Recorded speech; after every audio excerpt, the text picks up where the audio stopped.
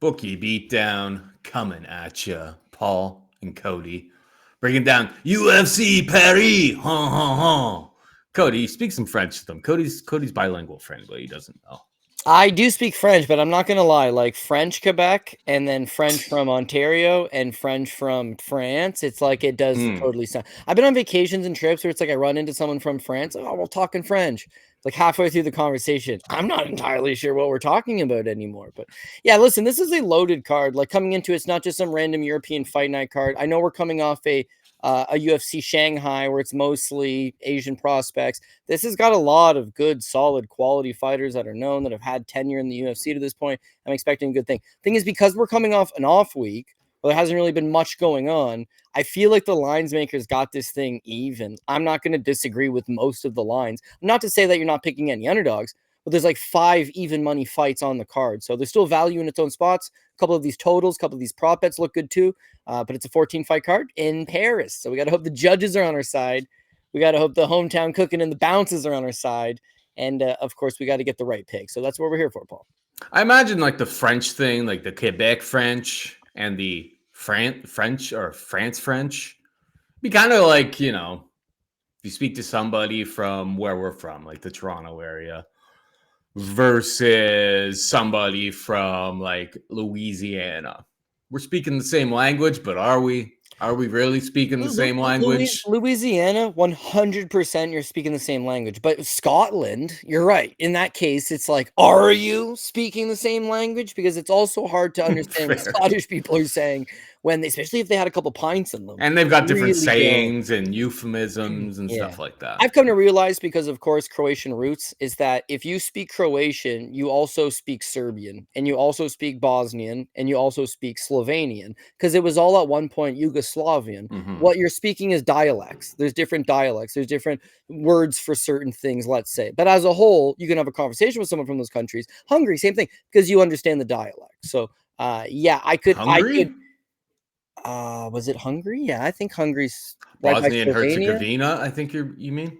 Well, Montenegro, and there's another Montenegro, which is where BKFC was this past weekend. Supposed to be. So stupid. Yeah. Anyways, we're here to talk about Paris. Apparently, they're in an arena, so bad weather's not going to cancel this show. And, yeah, again, we've got 14 really good fights to talk about. I will say, to me, on this standpoint, if certain guys do what they're supposed to, Caio Borralho chooses to wrestle, if Mason Jones chooses to wrestle, if Axel Sola chooses to wrestle, if Oumar chooses to wrestle, then these guys can have easy passive victory. But nowadays, it's like UFC's telling you have an exciting fight, and they're cutting guys that have winning records with the promotion, like Martin Buda, and they've got these contender series guys who aren't getting contracts unless they're entertaining. If they just throw that all out the window for an exciting fight, we're going to have some grease on this card. So we just got to figure out who we could trust and who we cannot trust, and then make the plays accordingly. Hundo P. All right, let's get into the action. Main event, great main event for a fight night card. It was a nice looking card, as you mentioned, over in Paris. Caio Borralho takes on Nassourdine Imavov in a likely number 1 contenders fight. I'm not sure what they're going to do with Dricus.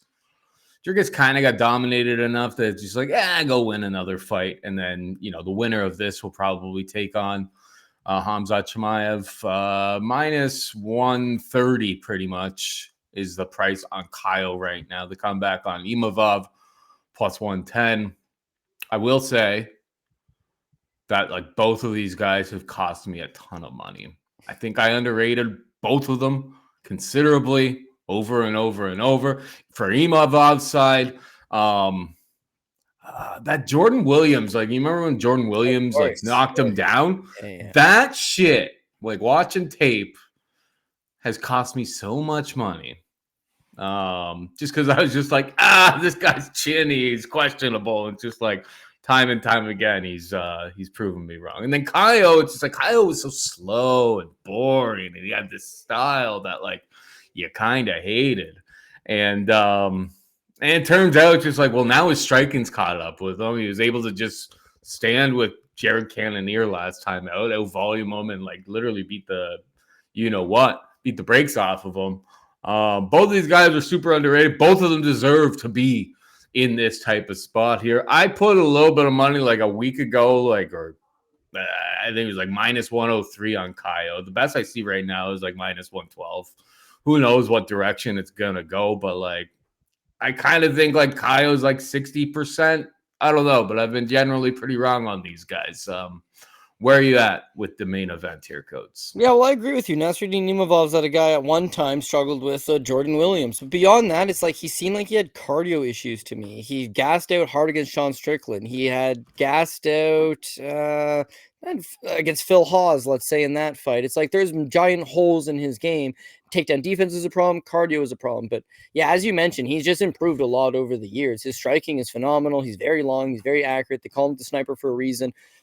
He's representing France. He's living and training in France, but this guy very much is Russian. And although he's striking Russian, he's got that physicality, and it seems like he's done a lot of work on his takedown defense. Cardio's improved, striking's improved, endurance is improved. I can't say his heart's improved, but all the same, it's like Imavov has transformed himself into a contender. When you think about how he matches up with Khamzat Chimaev, he really doesn't. The only two guys that seemingly match up with Chimaev right now would be Borralho, right? Caio matches up with him, and Fluffy Hernandez matches up with him because they maybe have the grappling and game planning and high ring IQ, or put a good game plan together that they can match that. Imavov, it's like, yeah, even though he can improve in those areas, someone of a elite level, I think, is still there to exploit him. He's fought a lot of older guys or smaller guys, but the fact remains, Brendan Allen took him down in that first round and won the round. Jared Cannonier managed to take him down, but Jared Cannonier just one takedown, but had 6 minutes of control time up against the cage.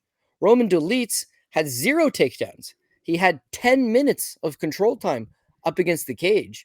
If you take him down, his get-up game is not great. If you don't take him down, there's a good chance that you can just smother him up against the cage. And that's why I said at the top of the show, it depends what kind of game plan Caio wants to fight. If he wants to go out there and win and secure a number 1 contender shot and have the UFC salivating saying, yeah, this guy's going to fight Chimaev, then he's probably got to show off other skills. But if he just fights a high fighting nerves type game plan, which is smother this guy up and don't give him his only path of victory, which is striking at range, then you have a lot of success. The thing with Borralho is, even though he fights these good game plans, he's not really been taking guys down as of late. He's been mostly just stranding with them. His first few fights, he took down Aaron Jeffries 3 times, took down Oumar Gadziev, took down Armen Petrosian 4 times, took down Makhmed Muradov, took down McKee. Then his last 3 fights, he shot 1 takedown on Abus Magomedov, didn't want to go to the ground with him. He shot 0 takedowns on Paul Craig, didn't want to grapple him. He shot 1 takedown on Jared Cannonier, preferred to strike for 5 rounds. So, yeah, on one hand, he can strike. It's a good move. On the other hand, if his plan here is to come out and strike like he did against Jared Cannonier, that's not the path to victory. The path to victory is strike in spots and then smother this guy up, take him down, make him work for 2.5 minutes off his back, have these rounds end with you in a dominant position because you're in France fighting a guy repping the French flag. You can't just grease out a decision. You got to win these rounds. And so I feel like he'll put it all together, and his ability to out-grapple him, stand, yeah, he can hang. He ain't going to win this fight standing, but he can hang long enough to get some ground game going, get his grappling going, get his wrestling going. His wrestling, it's not elite. Imavov may stuff the takedowns. If he does, you got to be willing to just spend 2-3 minutes up against the cage.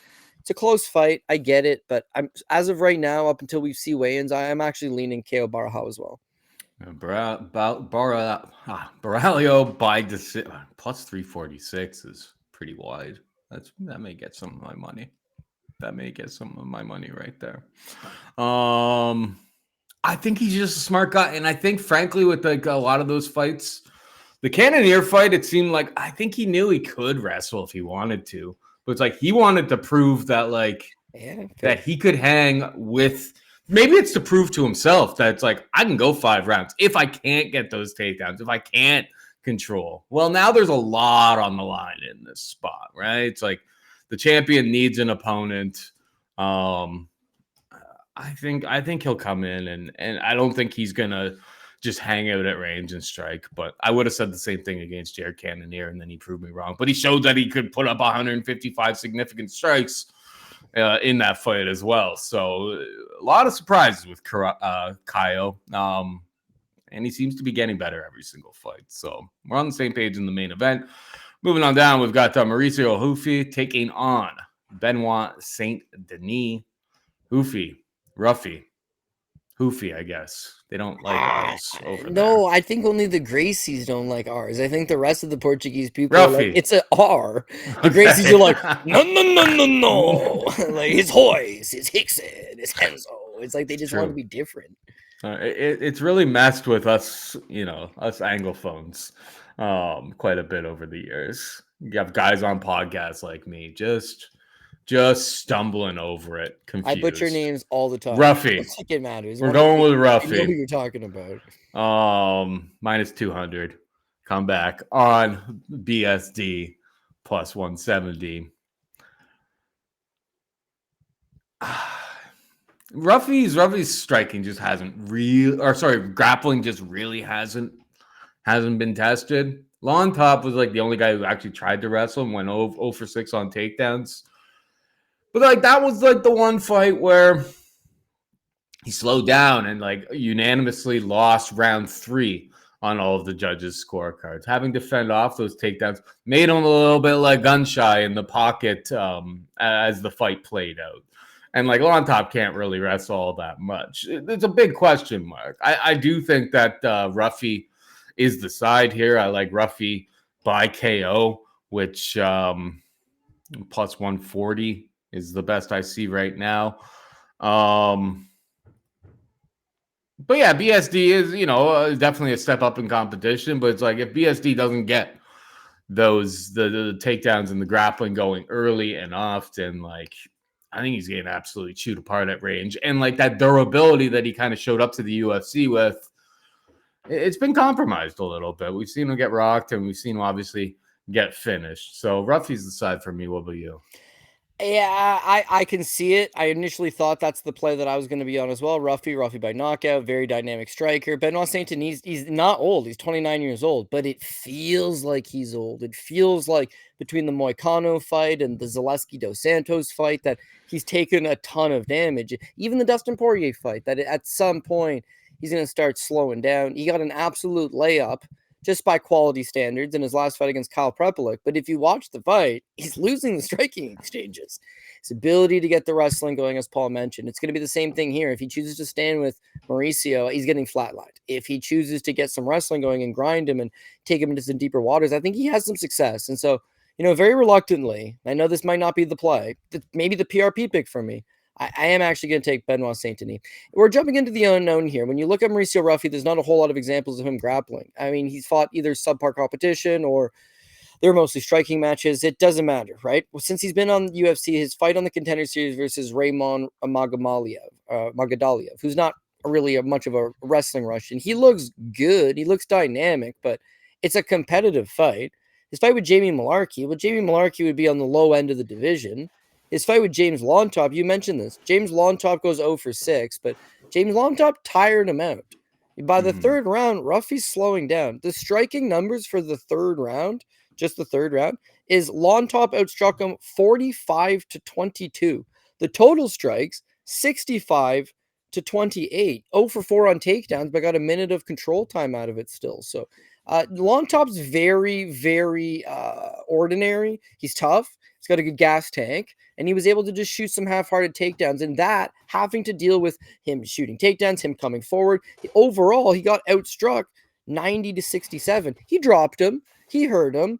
But once you don't put these guys away, maybe there's something more to it. I look at Benoit Saint-Denis, and I think this is by far the best grappler he's fought to this point. It's the best wrestler he's fought to the point. And Benoit Saint-Denis, he gassed out against Poirier. He had staph infection. He gassed out against Moicano. He had a compounding concussion from that 10-7 first round he took in. Outside of that, he's shown to have a pretty good gas tank. So if he can get that wrestling going, Ruffy may start to slow, and all of a sudden it's like, oh, his get-up game's not as good as I thought it was going to be. Oh, just like the Bombfiend brothers or countless other really good Brazilian prospects, after the first round, if you can survive, you can start to drag them into those unknown territories. So kind of feel like he may go in that direction. And again, when you look at that Bobby Green fight his last time out, he it just, the knockout is spectacular. If you hit somebody with that, they're probably going to sleep. He landed 4 strikes that whole fight, 1 and 2 minutes into the fight. So you're sitting there, you're waiting, you're sitting there, you're waiting, you're sitting there, you're waiting. It only takes 1. that one doesn't materialize. You sitting there waiting while Benoit Saint-Denis constantly coming forward, constantly. He's in France. The card's in France. The hometown crowd is going to be urging him on to their best of their abilities. He's clearly proven he's willing to die if need be. He was kicking Dustin Poirier's ass in that first round. And the staph infection, bro. Nah, I mean, it's a nasty thing. People underplay it. It's a real thing. Guy's probably on antibiotics. His immune system shot to bits, and now he's fighting Dustin Poirier. So I'm not trying to make excuses for him. I'm saying he's a live underdog. Sounds like you are. This is maybe. Dude, he fought Poirier with a staff. He's French. You're French. I see what's happening here. You didn't give Nassourdine, poor Nassourdine. You didn't give him the same benefits there because he's actually sneaky Russian.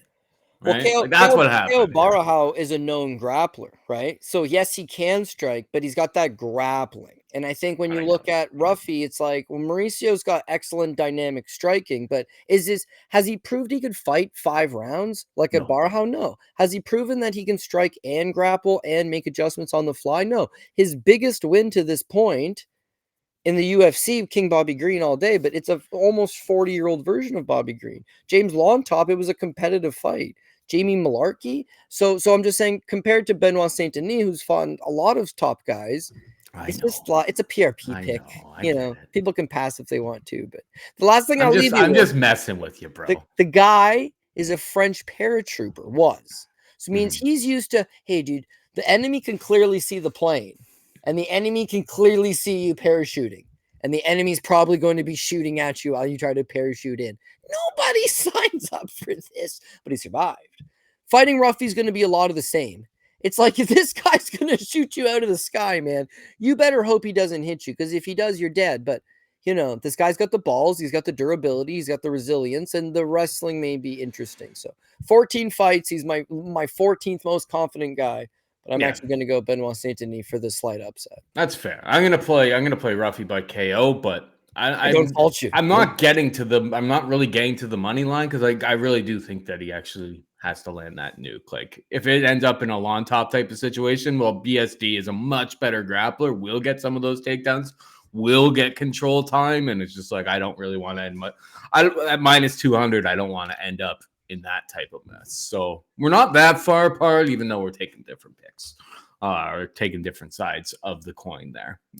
Moving on down, we've got Modestas, Bukauskas, wrong order on this page. They've been moving the order around. I should look at this instead. All right, we got Bolaji taking on Mason Jones. Mason Jones minus 140-ish favorite to come back, plus 115, plus 120 on Bolaji. We were actually talking about this one before we stepped in here before we hit the record button for this show.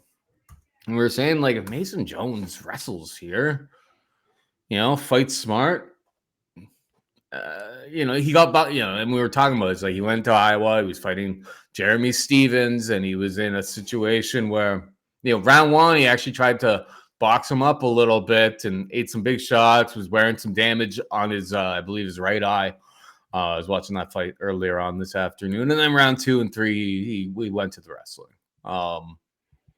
Maybe somebody gets in his ear, but it's like, it feels to me like, Timmy Kawamba took down Bolaji in round 2 and was able to get like 2 minutes of control time. Like, he was able to control basically the end of that second round.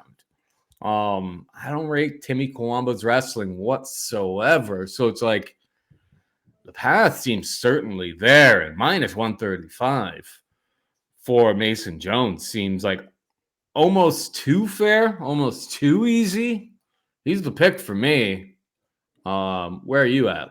Yeah, man. Honestly, I completely agree. So when the line got announced, the thing with Bolaji is when you watched him on the regional scene, this guy's dynamic. He's got quick footwork, athletic guy, and he's got natural power in both hands. So one of these guys that if you stand and bang with him, he can put you out. And if you want to play this distance game, his ability to cover ground quickly is right there. He's going to be a legitimate prospect. But from what we've seen in the UFC, it's like he's got these one big moments. Poor man's Ruffy. He's got these big moments, and if he can hit you and knock you out, great. But overall, I'm I don't love his process. I don't love his body of work. You mentioned the Timmy Kwamba fight. Beyond that, like when he wins in the Contender Series, he knocks out Dilvin Salvador. Salvador's a credible Muay Thai guy, excellent striking. So like, that's what I'm talking about. This guy can be dangerous.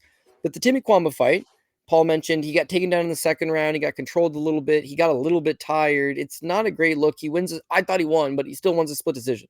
His fight with Chris Duncan, he's lighting Duncan up on the feet, and yet he keeps shooting these takedowns right into the guillotine choke. And eventually Duncan ends up having a pretty good guillotine choke on him, ends up just snagging him in one. But it's like, well, why are you continuously shooting? You're faster than him. You're winning on the feet. Why shoot the takedowns? It's more so than all of that. His last fight, right? He's supposed to fight Markel Medeiros. Medeiros pulls out. Michael Aswell replaces him at like the 11th out. He's a minus 450 favorite over Michael Aswell. I top ticketed him over Aswell.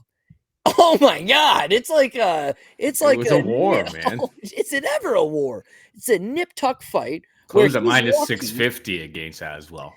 And if Aswell had a full camp, he would have beat him. Facts, right? Is that he was really tired by the third round. It's 1-1. They both threw a ton of fun. I'll give Oki one thing. He threw a ton of volume. He landed some nasty combinations. Aswell had to dig deep. But you got a guy here that's not really UFC quality, taking a debut on short notice. Yura went off at a minus 650 favorite, as Paul's saying, top ticketed by Cody because he watched the tape on it and he really liked this matchup for you. And he gets dogged. That's it. Is that a guy that's willing to take those punches and come forward tires him out. So Mason Jones is a dog. The guy can take one hell of a shot. These Welsh guys, they're very durable. They have good cardio, and they come from these judo wrestling backgrounds. So can he strike? Yeah, absolutely he can strike. He's got more volume than Bolaji Oki. He throws in combinations. Thing is that he usually comes on a straight line. His hands are low. So Oki may have big moments where it's like, oh, we just hit Jones with a hell of a left hook. Or Jones looked like he staggered a little bit. The bottom line, though, is Jones is going to mix in those and Paul already touched base on this. Assuming nobody's in his ear saying, dude, you just wrestled down Jeremy Stevens in Iowa. Why didn't you stand and bang with him? Everyone wants to see that. If they say the same he tried in round 1, 2, but then he was just like, yeah, this is dumb. He was doing fine. And then it was like, fine, but he was eating. He ate some big shots. Yeah, Jeremy Stevens. Yeah, it's hard. And Mason Jones doesn't move his head.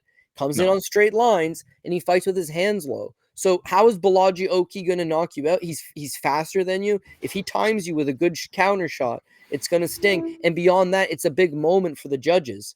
How do you take all of that off the table? You smother this guy up. Yes, you can strike too. Throw combinations. Throw 2-3 at a time. Throw the leg kicks. Slow this guy down. But bottom line is you're throwing 2 or 3 to come forward. You come forward, you kill the space, you get a hold of this guy, you make the takedowns count. Even if you cannot take him down, the constant forward pressure, the constant him having to defend, the constant him having to work his way back up and dig an underhook and get off the cage, he will slow. He's been known to slow. Mason Jones has got solid cardio. So, yeah, I favor Jones in this fight as well. And I think that the line is, pretty decent.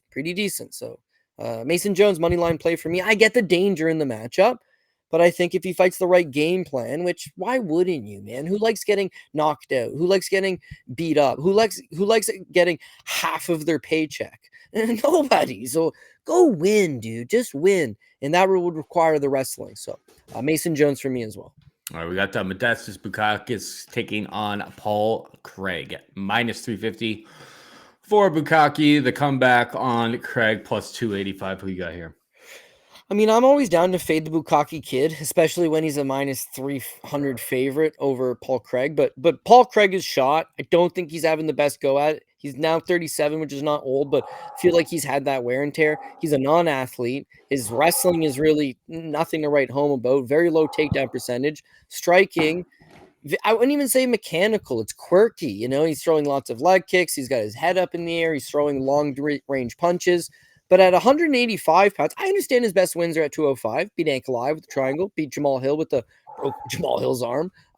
But really, it was that going to 185 made him big. It made him strong. It made him physical by divisional standards. Him coming back up to 205 now, he's giving that all up. I mean, Modestas is actually the same height, 6'3". Modestas has a 2-inch reach advantage. So now you're forced to, can you take him down? He's got proven takedown defense. He's a mobile light heavyweight, decent footwork, long range guy. Taking him down ain't going to be all that easy. Can you strike with Modestas Bukauskas? I would say no. Now, do I think Ion Cutelaba won that last fight? Yes, I bet Cutelaba was the underdog. I thought he fought valiantly, but bottom line is Modestas stuffed all 4 of Cutelaba's takedown attempts. I think he's probably going to stuff Paul Craig's takedown attempts. And whereas Cutelaba's got big power and he too is a little bit unorthodox and quirky, I feel like his jab is going to work wonders against Paul Craig's openness. Craig's going to try to crash the pocket. Modestas having decent footwork is going to allow him to hopefully evade. They're fighting in a big cage, so the chances of Paul Craig latching onto something and pulling you to the ground or catching you up against the cage and taking you down, probably a little bit less. And then Modestas Bukauskas has not been submitted in 9 years. 1 submission loss in his whole career, and it's in 18 seconds, but it's a heel hook. Dems to breaks. So since then, 9 years ago, his submission defense has never really been a problem. He's fought into later rounds with Cage Warriors, had to fought into a 4th round before. Cardio's never been really an issue. He does have a chin issue, so to speak. Heavy punchers have been able to crack the code. He was looking awful against Marcin Prachnio before he submitted him. That's a red flag. Vitor Petrino knocked him out in a fight he looked okay in the first round. His other losses, like Khalil Rountree, he blew his knee out. Jimmy Crute knocked him out with ease. Those guys can crack. Paul Craig's not a power puncher by any stretch. So him having a win condition of just knocking out Modestas seems unlikely.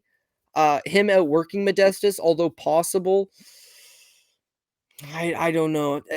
Even though I hate this price tag, I really do. Paul Craig coming back up to 205 was enough for me to be like, not a dog I'm looking to back here. And I ended up taking the Bukauskas party for the win. I don't feel great about it, but I think his striking's better and his takedown defense is good enough. He's younger, he's faster, barring some freak incident where he trips up to the ground. And Paul Craig's been getting guys down and not submitting them as of late.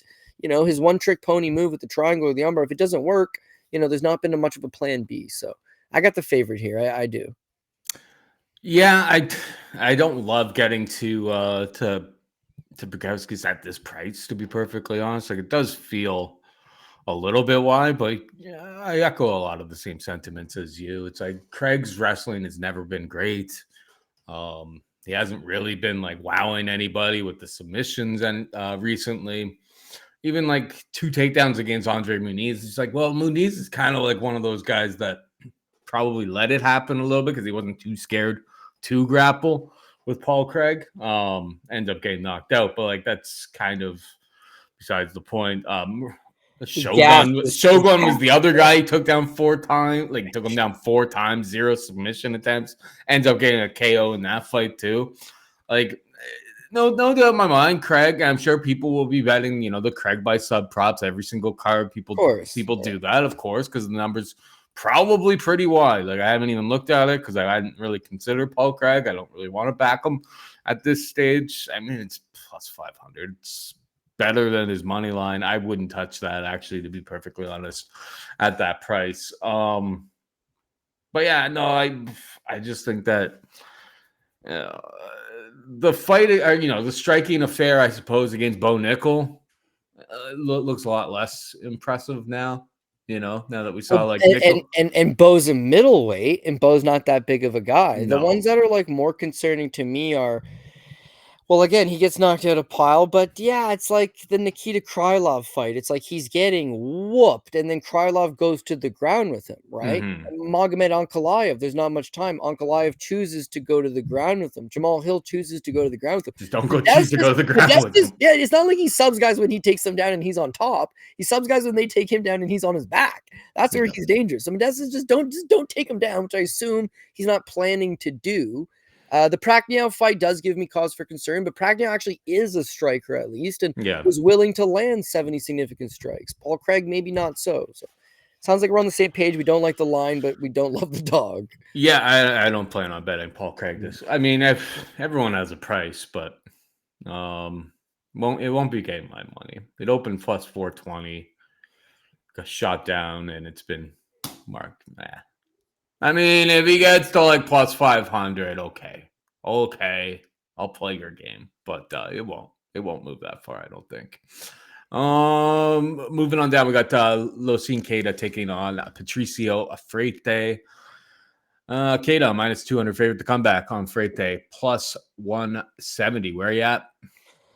I've actually been red hot on Patricio's UFC run. I You knew have. That's why I want would slap this man senseless because he's just too damn long. He's fast. He throws a lot of kicks. He's 5'11" versus 5'6" Patricio Freire. It's an easy matchup. And then the fight with Dan Ige is like Ige's only 5'7". Patricio's going to be able to land some shots, and also Ige's takedown defense not all that good. Patricio might be able to mix that in. He's going to do this. This one, it's a lot tougher to get a read on because on one point he's got a lot more experience than Losene Keita. He'd be on paper maybe the best wrestler or grappler that Losene's fought. He's got decent enough ring IQ. His striking's good. On the other hand, Losene Keita is a 2-divisional champion octagon. He won it at 45, but he's also won it at 55. And he's not Yair Rodriguez big, but he's 5'9", and he's like pretty thick. His takedown defense is pretty good. His athleticism is obviously really good. He's another one of these power punchers. You can liken him to a Bolaji Oki, but he's accrued more experience. Paul mentioned at the top of the show, or maybe it was before we even started recording, he looks good against European regional talent, looks excellent against European regional talent. But Patricio is not exactly a European regional guy. He's a former Bellator world champion that's fought some of the top guys in the sport. So minus 200 Losene, it seems like he's the rightful favorite. I would have liked to have gotten in it maybe before it got to minus 200. I got him maybe matched. If I had to line it, he'd be minus 145, minus 160. I feel like the size is going to make a difference. I feel like the speed is going to make a difference. Ige's fast, but he's not marginally faster than Patricio. I feel like Losene Keita is going to have a speed advantage. He's naturally the bigger guy. He's going to have a strength advantage. He's got more volume. Patricio's been sitting down on just a few punches. Few punches. What worked against Ige is he got a few punches and was able to get takedowns, right? Against Losene, if he's just landing a few shots here and there and he's not able to knock him out, he needs to really rely on those takedowns. And if those takedowns don't materialize or he doesn't get much done with it, I feel like Keita might have a good ability to scramble out. Now, it's not like Keita's French. He is European. Whether he'll get a hometown rub, I'm sure there's a lot of people coming down to see him. I'm sure the crowd will be there to see him. Patricio's generally in close fights. This will probably be a close fight. The value side is Patricio all day. To me, the over-under is where the real value is at in this one, is I think this will be a competitive fight that goes to that late over 2.5, even fight goes the distance. But as a straight-up money line play, which I have to do for the purposes of the show and for the PRP, do feel like Losene Keita is the rightful side, bigger, faster, stronger, younger. Patricio's a serviceable journeyman, and if you're not legit, he's gonna sort you out. But a win over Ige is also a serviceable journeyman. Those higher echelon guys, which is what they're signing Losene Keita to be. He didn't fight on Contender Series. He isn't jumping on the prelims of some unknown card. They've got one of the better is the guys prelims. Is this we're still on the prelims for this fight? It's like a 6-fight main. Who knows? Who cares? They keep mooning the thing around, but Patricio versus Losene is an awesome fight that people are into. This is very high profile for a debut, and I feel like maybe they're trying to give him the rub. So it'll be closer than minus 200. I guarantee you that, but it doesn't change the fact that I do think he still wins the fight. So Losene Keita is the play for me as well. Or you have him? Did you say you had him? Well, I was just gonna say, like, they've clearly given Keita good money, because it's like if he came in on Contender Series or he came in on a bunk contract, right? Yeah, he's not getting Patricio in his first fight. Like, they just don't. They would let him build, right? He's 27. They would let him crush some cans for 12K or 20K even. Like, he's obviously deservingly gotten a decent contract to come into the UFC at this point. I don't know what decent means, but probably a lot more than what he was making in Octagon. Paying Patricio north of $200,000, right? Maybe 100K for Losene. I have no idea. And I would assume, yeah. And to put things into perspective, Losene Keita's coming in. He's 26. He's 27. He's a uber prospect. He looks good, and we're gonna give him Patricio Pitbull, very high profile. We also got another prospect on this card that should, in theory, be awesome, and he's French, kind of. Axel Sola. He's going to fight Rhys McKee. What do you think they're paying him? 12 and 12? So there's an expectation here for Keita that he, in fact, is ready to win and jump right into the top 5. Yeah. Axel Sola is going to fight Rhys McKee. And to see if they can... to see what level is this guy even at. So because when we've watched, like, we've broken down, a bunch of Aries cards, but it's just like he's fighting like absolute tomato cans when he's fighting in Aries, right? Like, at least with Keita, it's just like, we haven't been able to, like, because we didn't really break it down You know, in the Patreon, Discord, all of that type of stuff. He hasn't fought this year, but like what I've got absolutely robbed against this Bogdanovich guy when he took on Doric last time out, but that guy's actually like a serviceable wrestler. The struggle that I see, and the thing that makes me a little bit hesitant about backing Keita at minus 200 is like, yeah, Pedrig had some wrestling, but like his striking is horrible. It's like the one thing that like Freire's got here is like he can do both. And like the fact that like he can hang with you a little bit on the feet, but mix in takedowns could make it a little bit more challenging than the price indicates. But Keita looks like a legitimate prospect. I think he's ready for this level. So he is the pick for me. But I don't know if I'm tying my wagon. I won't be going broke from Losene Keita this week. Anyway, we move on down. We've got Robert Ruchala taking on William Gomis. Gomis minus 225 favorite to come back on Ruchala. Polish KSW champion plus 195. Your thoughts? Again, this one's hard to get a beat on because on one hand, Ruchala is a striking dynamo. Very, very fun, very exciting. Power shots, good leg kicks, good hooks, good straights, puts pressure on you. Very, very fun striker. I don't think he can grapple all that well at all. Not saying that his opponent here is going to grapple him, but he needs to be in a striking match. His fight with Damian Stasiak showed his vulnerabilities in the grappling. His fight with Lam Ali Eskiev, which is for the KSW championship, he loses the first 4 rounds. In the 5th round, he deads him with 25 seconds left. He deaded him pretty good. Just a nasty combination. Lam is tired by that point. You can out-grapple this guy for sure. Since then, it's like, yeah, against Patrick Kazmarchik, he gets the body kick against Kasper Formella. Nice, again, nasty with his elbows, traditional Muay Thai, really attacked with all 8 limbs. He's got knees, he's got elbows, he's got hooks, he's got straights.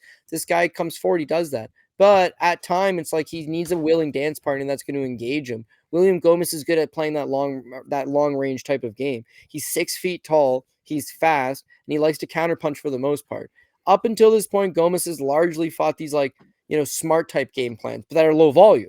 Against him versus Yarno Aarons, who's not terrible. He didn't land a ton, only 32 significant strikes, but he had the 3 takedowns. Against Francis Marshall, he largely avoided him, matadored him, slightly outstruck him, and won his close decision. Yanis Garamudi's a bum. You don't have to watch that one back. Joannison Brito.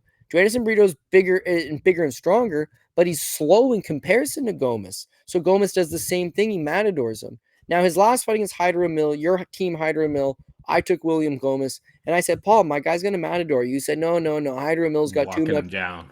Yeah, and honestly, it's a really good fight, but you weren't wrong. Hydra walked him down. Hydra took his shots. Hydra made him work. But what he showed me was he was able to land 100 significant strikes. He was able to fight a hard 15 minutes. So this guy can counterpunch. He can throw volume. He can snipe.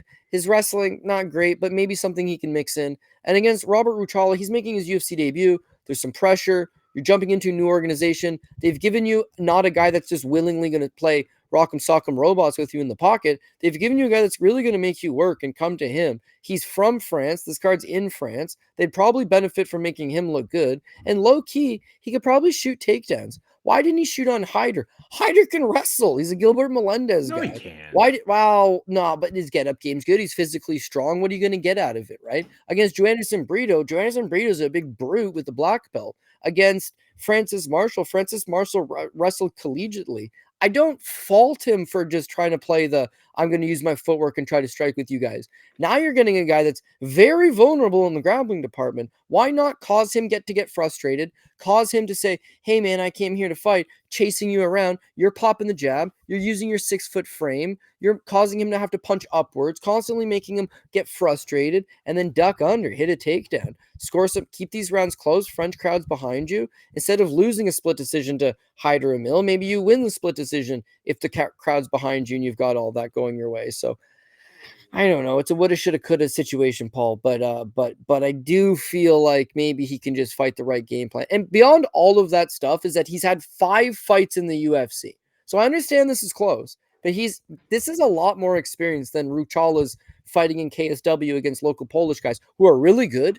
KSW is a premium organization. I'm not knocking him. This guy's good. This is just not the ideal style clash for him in his debut. It favors Gomis, I think.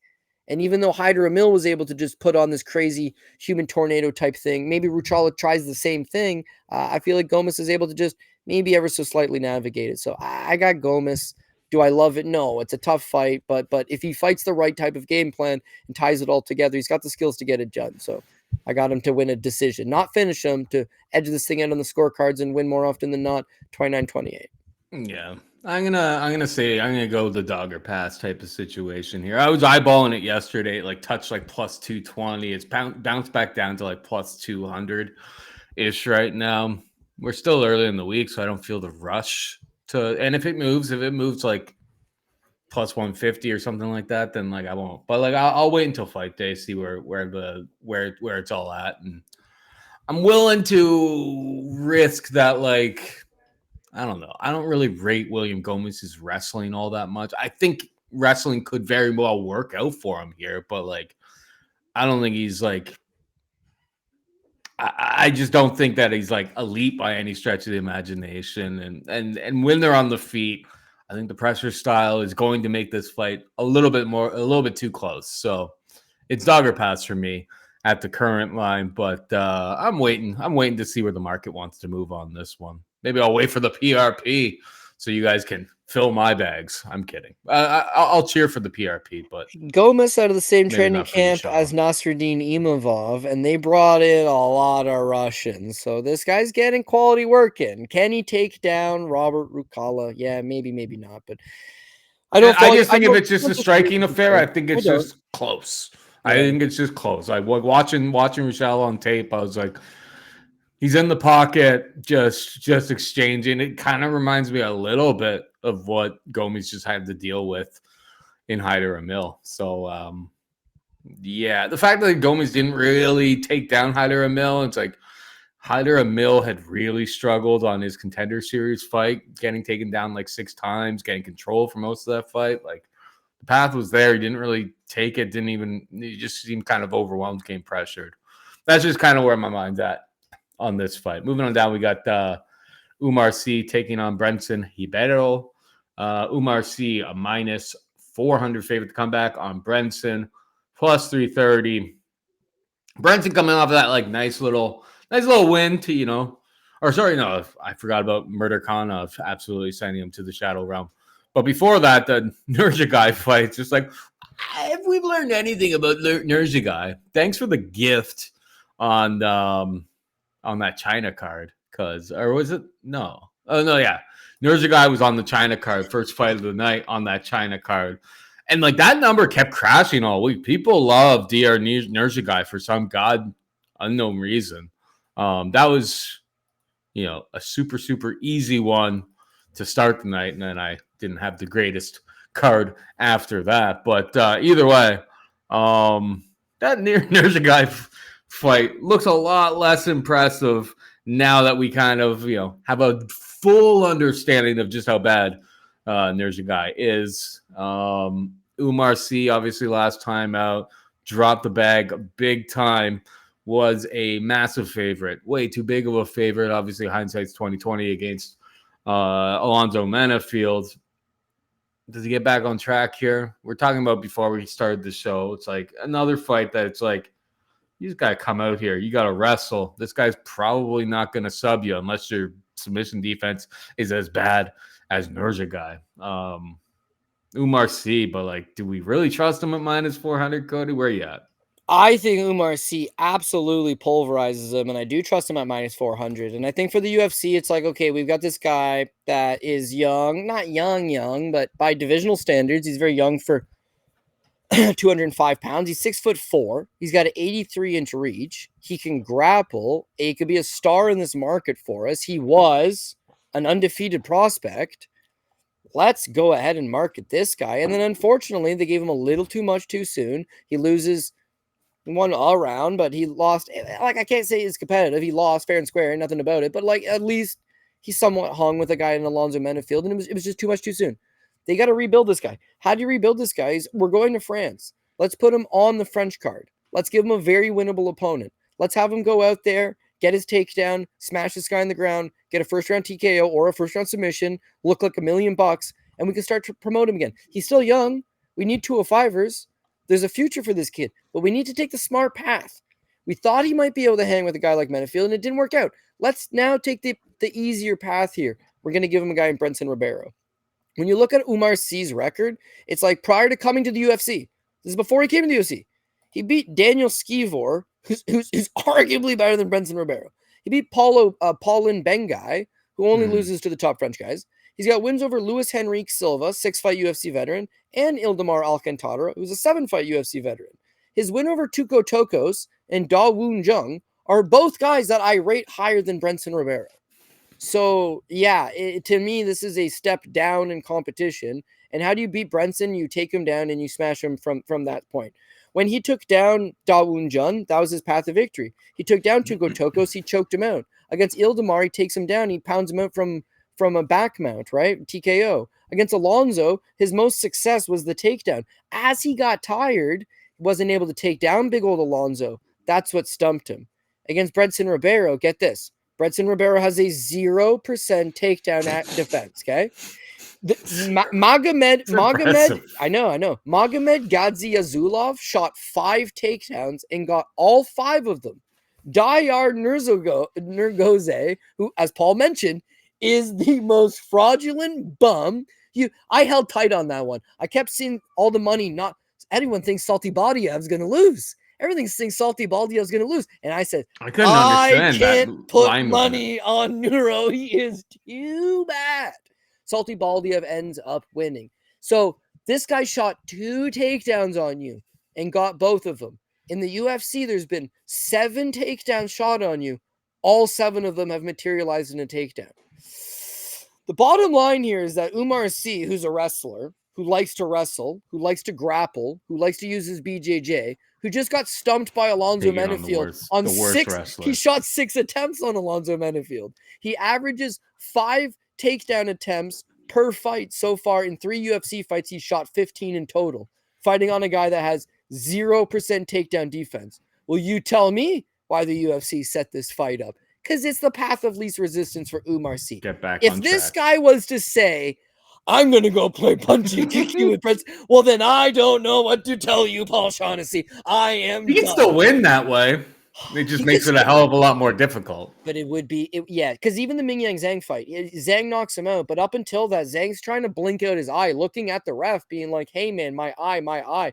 Bredson's mobile for a heavyweight or a light heavyweight. He, too, is like 6'4" with a 78-inch reach or something. He's a big man, but he can't grapple. That's the path, undeniably. And this is what Oumar C does. So instead of saying, hey, let's throw him back in there versus some D2 All-American or some Russian guy that can grapple or some German guy who's a BJJ black belt, they've quite literally given him, in my humble opinion, probably the best style clash for him. Mm-hmm. And whereas had he beat Alonso Menefield and they booked this fight, he'd be a minus 1,200 favorite. He'd be a minus 900. To call it realistic, he'd be 8 or 9 to 1 favorite over Brendson. He won the first round over Alonso. He's doing okay in the second. He gasses. He loses the second. He loses the third. If he finds a way to edge that thing out, this is a non-competitive fight. It's because he lost. People have a bad perception, and he just cost me, and he blew a ticket for me or a parlay for me. He's untrustable. He's still young. He's green in the sport of MMA. He's getting better. He would have learned from this, and the UFC is 100% trying to give him a bounce back. So yeah, even at minus 400, I understand. He's a top 2 line guy for me this week. Moving on down, we go to the heavyweight division. We got Marcin Tybura taking on Ante Delija. To pick him. They opened Marcin at minus 210. All the early actions coming in on Ante. And I will say, I don't really quite understand it. Watching tape this afternoon, I was just like, Ante, a lot of his, PFL run and stuff like that, just like, we're pretty low level of competition. He can crack. He can certainly crack. But not many guys out there trying to wrestle him. This Maurice Green fight goes to decision. Maurice Green's able to take him down. I think this is kind of like a welcome to the UFC type of situation. Marcin, sure, it's heavyweight. Anybody can knock out anybody if the proper strike lands where it needs to be. But like, I don't understand whatsoever why there's so much heat coming in on Delija. When like watching that Maurice Green fight, I'm like, Maurice Green literally can't wrestle. Everybody was like, who wanted to wrestle him in the UFC was able to do it. The guy's got one eye looking on the prize, the other eye is looking at Rick, as we like to say, and was able to get like round 2, I believe it was in there. It's just like, well, I mean, if Maurice Green is getting you to the ground, it's like Tybura is going to do it, and I think Tybura's got that big, thick base. He's 39 years old now. He's a heavyweight, so it's like maybe it doesn't mean as much. He's definitely slow. He's a bit plodding, but it's like, I don't know, man. Like, Spivak subbed him. Aspinall is the champ. Like, his run hasn't been all that bad. Get some takedowns, control. Tybura is not afraid to go out there and try to stink up the joint. Like, he will go and put his singlet on if he thinks that's the path to victory. I like Tybura. What about you? Yeah, same here. I think Tybura is the guy that's fought in the actual rank contenders, and as you mentioned, it's like, well, he's been knocked out. Yeah, Tom Aspinall is, in fact, the only man to knock him out in the last 6 years, right? He went the distance with Alexander Volkov. Like, the guy's not exactly bad. They did fight before. And Delija was landing some good. So this was like, this is a rematch from like 10 years ago, right? 2015. Yeah. I think it was like 10 years ago. They fought each other. Yeah, sorry. I just wanted, before we moved on, but like they did fight, and Delija like landed a leg kick, and his leg absolutely imploded. So it was like an injury. Delija landed a couple good shots, but it's like, we're talking 10 years ago. Like, I watched it because it was like, oh, I didn't know that they had already fought. And then I was like, well, it's generally irrelevant. Like, I look at like those types of fights as like pretty irrelevant. Maybe people watch that tape and were like, oh, Delija is going to like absolutely style on him. Maybe early land some big shots, but like, I don't know. Once this fight gets to the mat, I think there's a big advantage for our boy. Sorry to cut you off. No, man, you're 100% right. So they fought back 10 years ago in M1 Challenge, and Ante is the faster striker. He's a more mobile guy. At the time, he was only like a 230 heavyweight, right? So he lands some shots, and then he lands a leg kick, and he breaks his leg.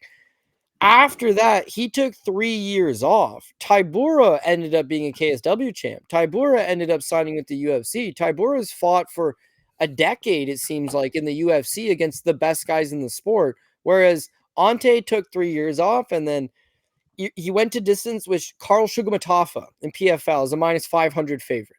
Then the Bruno Capoloza fight, okay? He's a minus 540 favorite over Bruno Capoloza, a light heavyweight. He gets knocked out in 46 seconds. They run it back. He loses a decision. His fights with, Paul mentioned the Maurice Green fight. He looks awful. His fight with Valentin Moldavsky. Either he had a stomach flu or something was wrong with him or what, or this guy collapses like a cheap tent under pressure. He's Croatian. I love my Croatian guy.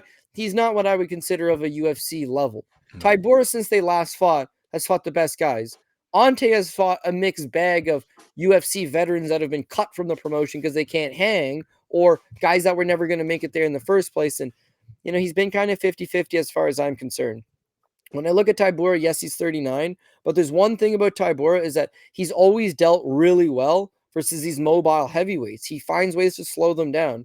His last fight against Mick Parkin. Mick Parkin's a fast heavyweight. Jonathan Deniz is small for heavyweight. He's fast. Tai Tuivasa is extremely explosive and quick for a 300-pound man. Alexander Robinov is very fast and quick for a 300-pound man. For about 3 minutes. For about 3 minutes. Walt Harris is a former football player. Greg Hardy is a former NFL star. Ben Rothwell is another one of these. He's 300 pounds, but he's very quick. Him less explosive, obviously, than Walt Harris and Greg Hardy. Point being is that these faster, more athletic, younger strikers, he's fought a whole bag of them. And what he's able to do is he tires you out to his level, where he is gassed.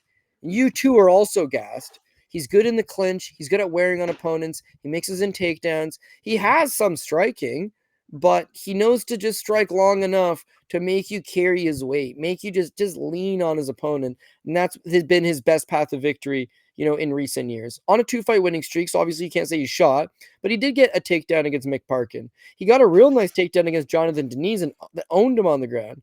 He took Tai Tuivasa down, owns him on the ground. Blagoy-Ivanov, that fight could have gone either way, but it was Marcin getting the takedown that helped solidify it. So I think against Ante, he's taken down much better guys. I think he takes down Ante. If he doesn't, he needs to shell up for the first 5 minutes and then return fire after that. And I think Ante folds up. I think he wins. Am I scared he's 39? Maybe, but keep in mind, Ante broke his leg in a fight 10 years ago. He's also 35. He's had a 14-year pro career. It's not like he's fighting some young up-and-coming prospect coming in to knock him out. He's taking on a PFL washout that why not throw him there in one of these tournaments? Why not, why not throw him in against Corey Anderson or Vadim Nemkov? It's like they have no purpose for him. UFC's in Europe. Let's bring this guy in. He's a heavyweight. We need heavyweights. Marcin's a company guy. I think it's a good fight for him. Is it a walk in the park? Hell's no. He's 39. He's a heavyweight. But is it a winnable fight for him? Hell's yeah, absolutely. Actually, probably the most winnable fight he's had in quite some time. Go out there and do the damn thing. So Tybura for me as well. Yeah, just maybe this is this week's deer versus salty balls, right? Because that one just like literally all of the action seems to be coming in on Delija, and just like you watch the tape and you're just like, I don't get it. I don't get like having all those fights at the UFC level. It means something. It means something. I think Delija is about to find out that he's not fighting Maurice Green anymore. Or Bruno Capoloza. It's just like you're fighting a real heavyweight in the UFC who's been fighting real heavyweights for the entire time since you guys fought 10 years ago. Anyway, we got Axel Sola taking on Rhys McKee. Sola minus 134 favorite. The comeback on McKee plus 114. Where you at? I think Sola rolls him up. Well, not necessarily. Rolls him up's a bit of a harsh term because that would imply that he's like going to sub him or smash him really easily. I don't think it's anything like that. I just think that he's going to control him up against the cage. He's going to get takedowns. He's going to win the grappling exchanges. If there's a possibility that you want to live bet Axel Sola, he's a really slow starter. Like that, it's a big knock on him. This guy just takes the first round off all of the time. But his last 5 fights have been 5-round fights in France. Not that they've gone 5 rounds, but they've been scheduled as 5-round fights. So I think he takes the first round off because he knows there's 4 more. And also, he's been fighting at 155 pounds, which he's a pretty big guy. Most of his amateur career was at 185. The beginning of his pro career was like 170, 175. And then he's been making lightweight somehow. I think he's had these giant weight cuts, and he has to fight 5 rounds. And as a result, it's like he's just not looking to exert himself at all. Sometimes it makes you think maybe this guy's not that good. Him coming back up to 170, I think will do him some good. Cut less weight, be a lot healthier, have some more gas in the tank. This being a 3-round fight, right up his alley. And there's no doubt about it. When this guy gets his game going, he can chain wrestle. He is a strong grappler. He can get you in crucifix positions. He can really just kill time off the clock. And Rhys McKee's 6'5". He's got a 78-inch reach. He's got a lot of great intangibles, but takedown defense is not great. Up against the cage, he's not great. There's been a lot lesser guys had success taking him down and controlling him. And the thing with Axel Sola is like he can strike a little bit, but he knows what he's good at. I can't imagine he's going to break away from that. When you look at Rhys, it's like Chimaev sure just needs a takedown and then it's beat down city. Everyone in the world will give him a pass there. Getting taken down 3 times by Alex Morono, getting taken down 6 times by Angelusa. The Chidi and Jaquani fight, it's like, yeah, he mostly just held Chidi up against the cage. Chidi still doubled him up in the significant strike numbers. Against Sola, holding him up against the cage, I don't think it's happening. Striking him at distance, although I do think Rhys McKee is longer and can pop, and you saw in his last fight against, a scrub of opponent that he's a bit chin, or Sola's a bit chinny. Like there was like the one fight. Imavov's older brother, maybe. And Sola like got like who like there's like a cab driver. I don't know whether it's Gillies Udella or Caio Lucas. I was watching. I was like, who is this guy and why? Like Gil's he knocked him down so bad. And he's like a minus 4,000 favorite in that fight. He recovered pretty quick, but it's just like these guys were getting brought in to Aries quite literally to you're just a warm body coming to lose to like our prized possession. Bit of a red flag, particularly when you consider McKee. Cheaty, he lost that fight coming back, but it's like he had a bit of a layoff from the UFC before the Lusa fight. The takedowns are obviously a big issue, but like he did have some pretty big power last time out against Frunza. Got 3 knockdowns. The hands were landing, flush for him. I don't know. The stuff I've watched from Axel, it's like I'm not that impressed. I think he's just been fighting nobodies. This could be. When I watched that last fight with Frunza, and I bet him he was the underdog. I don't think I bet him too. Frunza. Yeah. It was his return to the UFC because he had been cut previously and came back. Angelusa, close enough. Injaquani, this is a step down. When I watched it, I was like, "Oh, I'm a genius. This guy looks awesome." Knocks him down. Woof, we're looking good. Guy gets back up. Second knockdown. This is the easiest pick I've ever had. Guy gets back up. Third knockdown, it's like, oh, Rhys better put this guy away because he's tiring out. He's starting to slow down. Frunza's starting to hit him. Yeah, they and the doctor waved it off due to the damage. He didn't knock Frunza out. Yeah, thank God. Thank God. Because it was like, oh, shit, dude. This is going to blow up in my face if this keeps going. So this fight with Axel Sola, it's like I have seen Sola get hurt before, but he's been very resilient. You can go to that fight with Dagir Imavov, which, as I mentioned, is Nassourdine's older brother, and it comes from a boxing base, very big power, possibly on steroids. He drops him like a sack of potatoes, but Sola gets back up, and his high-level grappling and wrestling is able to get him out of trouble. I understand that Rhys McKee is a welterweight, and Sola's coming back up to welterweight, but I do feel like because of that 6'5" frame, that long lanky frame, that Sola probably is able to take him down, control him in that spot. A lot of these guys, it's like, who is Lucas Caio? Who's Gillies Udella? Who's Soslan Gaglov? Yeah, you're right. And for the most part, Gaglev's not that bad. No, Gaglov's not bad. Cesar Arzamendia was a low quality. I think these last two guys, like I know the numbers show that, but just like they were literally like they may have even been like late notice, and like late notice in Aries is just like they found somebody like hanging outside the dépanneur or whatever. The dépanneur. Looking for some baguettes. They're just like, here you go, bud. Here's $50. Come lose to Axel Sola. I'm kidding, but like, you know what I mean. Yeah, I hear what you're saying, but like even with Axel Sola, you look at his amateur career, right? This guy went 19-5 as an amateur. You're a hardcore like me, so you'll understand this one. That last amateur loss is to Yusuf Magomedov, who I call German Torrance Finney. He's a big fat guy who's just so goddamn strong. He's currently 7-1 as a pro, and a really big problem. His other losses are to Ramazan Gilatov, also at 185 pounds. Ramazan's currently undefeated as a pro. Islam Bagomedov, 7-1 at the time, undefeated as a pro. Oumar Gadziev ended up going to the UFC. He's got wins over Issa Isakov, Jan Lioness, who are all guys that made it to a high level on the regional scene, whether it be one championship or Octagon MMA. So as an amateur, I was high up on this guy. That's all at 185 for the most part. Then he's fighting in Aries at 155. He drops 2 weight classes, and he looks like shit. Well, why is that? Truly believe it's the weight cut. So wait until we see weigh-ins. Wait until we see the stare downs. Wait to see all that good stuff. But it's also in France, so I'm not sure how many media members are going to go over and cover all that. Point being is that I'm willing to give Sola a pass if it was the right line. When you bet him at Aries, he's minus 4,000. He's minus 1,000. He's minus 850. He is a giant favorite. Here, he's not that big of a favorite in a fight that I think favors him quite decently. Nothing's a gimme. Nothing's a walkover. Nothing's a layup. But yeah, listen, it's a striker versus grappler.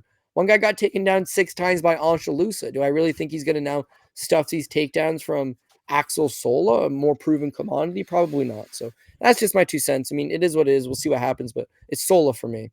All right, we got Sam Patterson taking on Trey Waters, minus 175 for Patterson to come back on Waters, plus 150. I mean, the issues, that we repeat every single time with Patterson is like he's a little bit.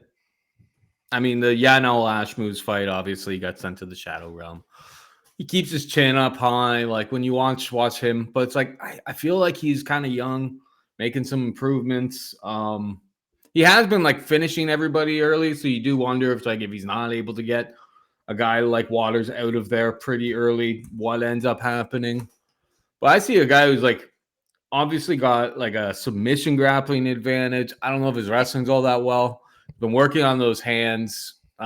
He's meeting his maker in terms of somebody who is his same height and everything like that. But one thing that I think I would work against Trey Waters is like, I just don't see the power from him. And it's just like, if I'm going to fade Sam Patterson, I want to see somebody who's got like nukes in his hands.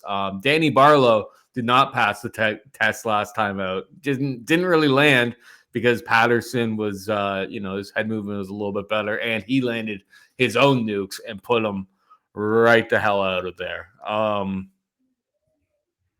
Yeah, I do have a little bit of reservation of like, he's been getting all of these finishes. All of his fights have been finishing pretty early. What happens if this fight gets extended? Trey Waters is pretty durable, but I think Patterson's the better prospect at this point. Outside of the chin, I don't have too much concerns about him. Where are you at with this one? Too bad they only fight once and not 10 times, because there's going to be a lot of different outcomes. If the fight stays standing, Patterson is probably getting knocked out. As Paul mentioned, he's got durability issues. This goes back to he only has 2 pro losses. They're both by knockout. Beyond that, he's been dropped in a bunch of these fights as well. He's 6'3" with a giant reach on him, and he stands tall up. So guys that have been able to find the mark have been able to knock him out. When you look at Trey Waters is 6'5" with a 77-inch reach. 2 inches taller than Patterson, 1 inch less in the reach department. But he's got legitimate power. He throws straight punches. He throws decent volume. He's a better striker than Sam Patterson. I wouldn't even say better, just he can take a punch and give a punch. Sam Patterson's striking is not bad, but he can't take a punch. It's the grappling. Whereas Trey Waters is going to win this fight standing, Sam Patterson should relatively easy win this fight on the ground. Both guys are tall. Both guys are long. Both guys have used that as advantages against other opponents. But in this fight, it's just going to be striker versus grappler. Truly believe that. Sam Patterson's a BJJ black belt. He's actually like a pretty high quality BJJ black belt. He's got 7 wins in his MMA career by way of submission. And you like Johan Lioness is a bar brawler. He's not good, but he can crack.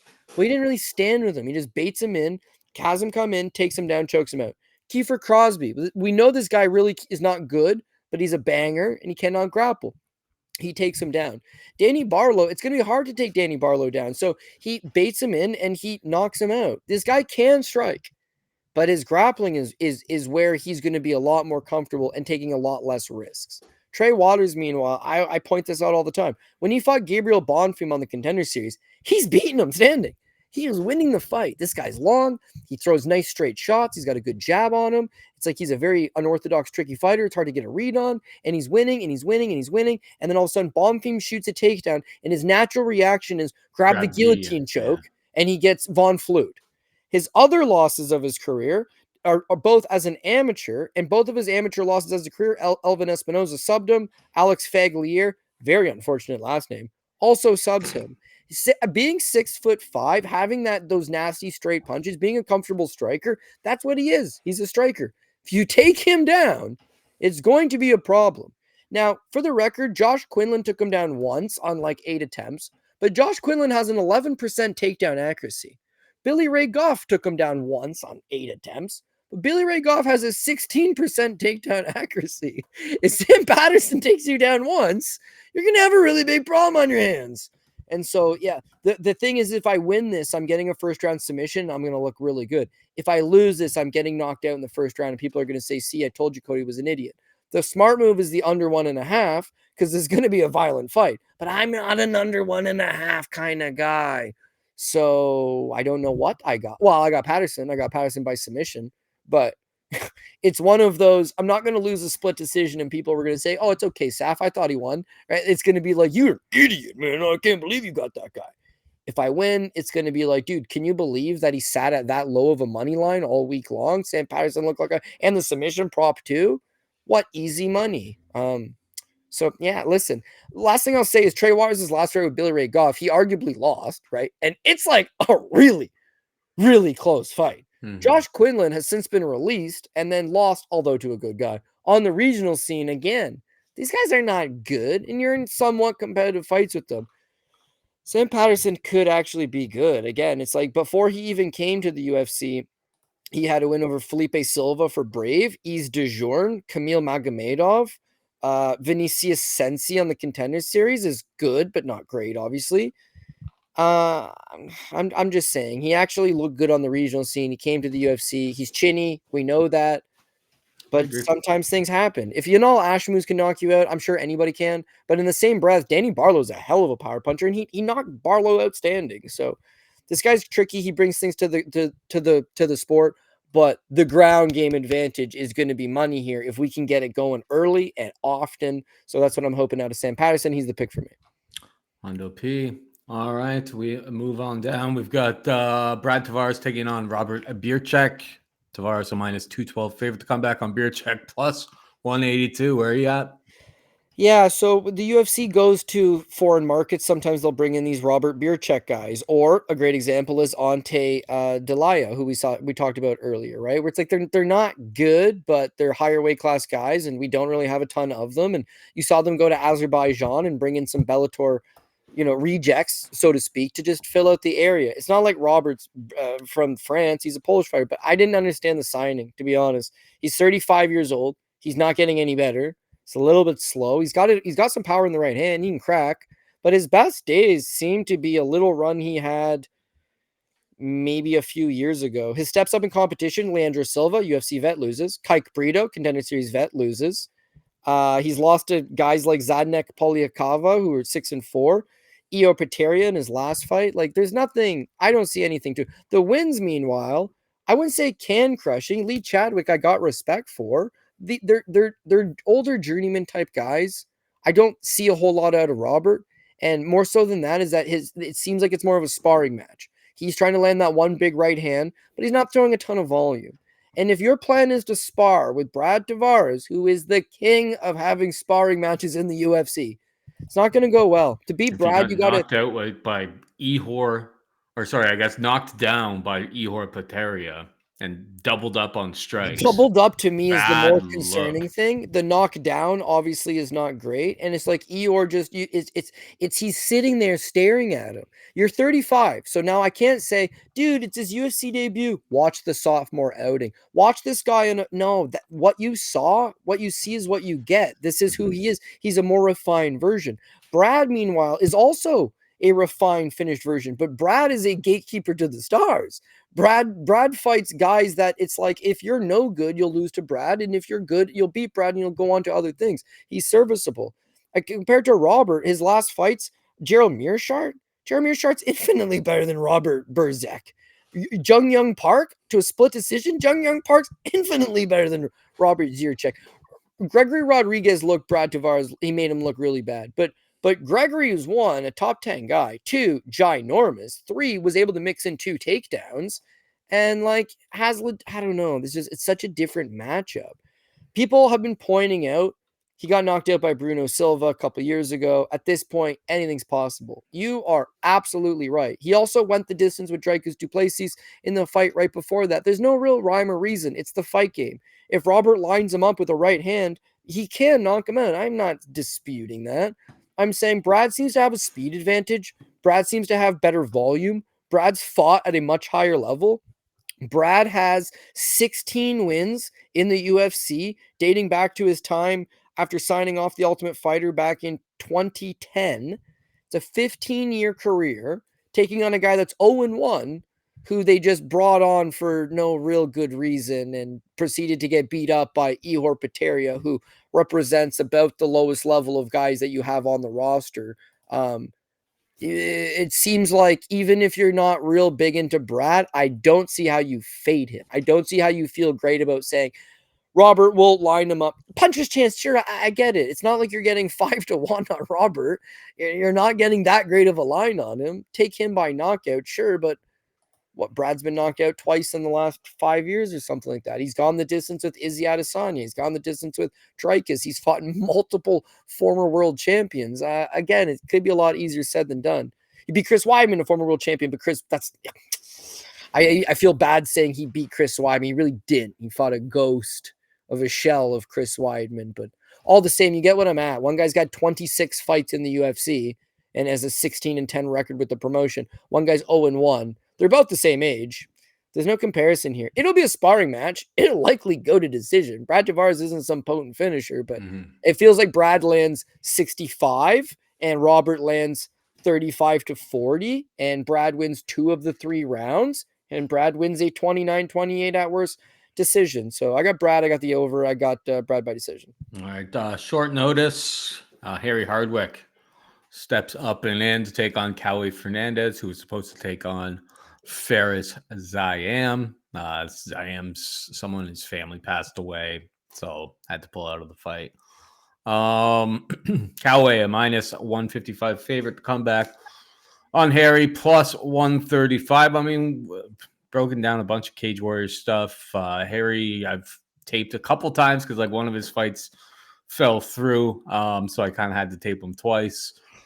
But like, here's the thing: he's like, Cage Warriors champion, and obviously his brother was on Contender Series, and is also Cage Warriors champ. was except for Samuel Silva. Absolutely beat. Tough scene for George against Samuel Silva there, but that's besides the point. Samuel Silva's fighting tonight on Contender Series, but I always found with Harry, and I think Harry is good Hardwick. Good Hardwick. I think he is good Hardwick, but I do think, especially with these Hardwick guys, they're kind of slow starters. Like I think they're more fit for like 5-round type of fights.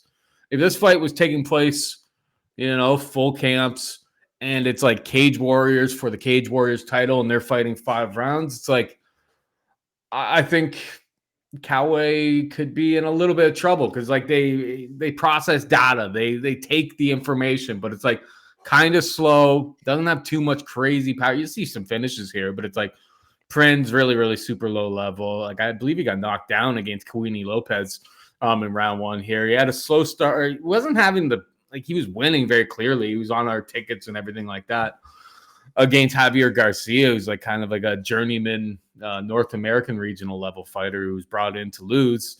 And then there was a headbutt. I forget off the top of my head. Yeah, headbutt. And he wasn't able to continue. He was winning. He was going to win the fight, everything like that. But it's like, I don't know. I think Caio is a much better striker than anything he's been facing recently over on the regional scene. Much longer. And frankly, Caui's win over Guram Kutataladze last time out is like the bigger win, I think, than Harry Hardwick. Caui's the side for me. What about you?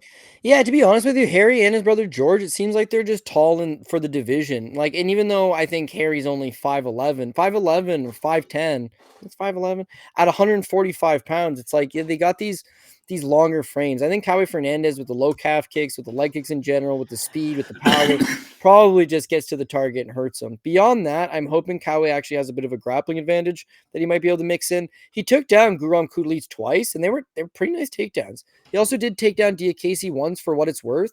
He has a 100% takedown accuracy, and that doesn't mean nothing. He's only ever shot 3 takedowns, but he's gotten those 3 takedowns. And beyond that, he's a striker. He's got excellent leg kicks, excellent pace. There's a lot that I can like about him. He was a giant underdog versus Guram Kudlitz. The reason I took him is you watch tape on him. It's like he's got a lot of great weapons. He makes smart decisions. His leg is made out of iron. He can throw 50, 60 kicks, and all of a sudden it's like, doesn't your leg hurt? It's like, no, he keeps throwing, makes good decisions. One of these Andre Penneris guys, right? Like a good game plan, makes a lot of things happen. Hardwick, meanwhile, because he's got more of a straight up stance, I think the leg kicks will work effective. Hardwick's got really good gas tank, so him being on short notice, that doesn't bother me. No. But as Paul mentioned, he's used to starting slow because they're 5-round fights. Now you're on short notice. You haven't had much time to game plan for this guy. It's like, what do? Do you try to take him down? Taking him down ain't easy. Do you just stand with him? Fair. Your leg's going to get busted off, and this is the toughest guy you've ever fought. And on top of that, I truly do feel like Fernandez is going to be able to shoot takedowns on Harry Hardwick and likely get them. We look at Hardwick's other losses. Blaine O'Driscoll, who's a bantamweight, chokes him out, right? Luke Ord, who is nobody regional show guy, is able to take him down. Richie Smollen's also a former bantamweight, is able to take him down and grind him. After that, even this Federico Pasquale fight, you can see where guys that want to grapple him have tons of success. In Cage Warriors, where you're selling a ton of tickets and it's the Hardwick brothers and they're both going to be on the same card, it's easy to sell that. They'll bring in proper opponents for you. In the grand scheme of things, your grappling ain't up to snuff. Your striking ain't up to snuff. I think you're in for a bit of a rude awakening. Last thing I got to say is the boys, we were all watching that Cage Warriors card together, right? We were betting this thing. His brother, George Hardwick, is a minus 500 favorite on the card and ends up losing. As a minus 500 favorite. May have been more. By fight time.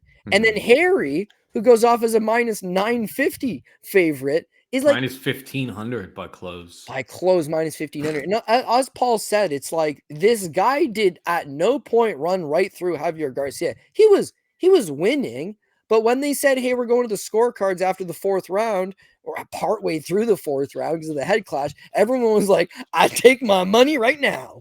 He's not elite. It's short notice. It's a UFC debut. Stylistically, he does not match up well with Caio Fernandez.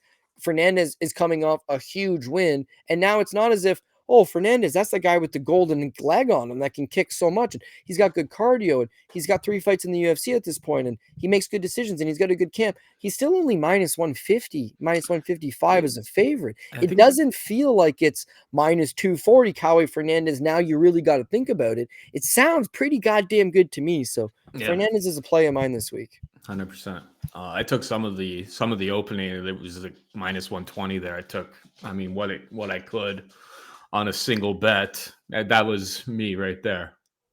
The move to minus 125, and then I was like, we'll wait and see if it pops back, and it has popped back. But like, I'll be adding them to more stuff. Imagine this phone call. Okay, the phone call is, hey man, do you want to fight Faraz? This kid is good, and he's getting real good, and he's from France, and this is cards in France, and it's like, yeah, man, I'm gonna go fight him. They're like, hey, his grandma died, and he's unable to make it, and I shout out to his family, whatever he needs. He's out. Would you want to fight Harry Hardwick? It's like, yeah. He's like a 3-1 dog against Faraz Hardwick than Faraz. But he showed up to do the goddamn thing, and that's the last thing I'll say against Fernandez. These are mostly openers what they went off at, but in his debut against Mark Diakese, he's a 2-1 underdog. In his last fight against Guram Kudalits, he's a 3-1 underdog. He accepted a fight with Faraz being a 3-1 underdog.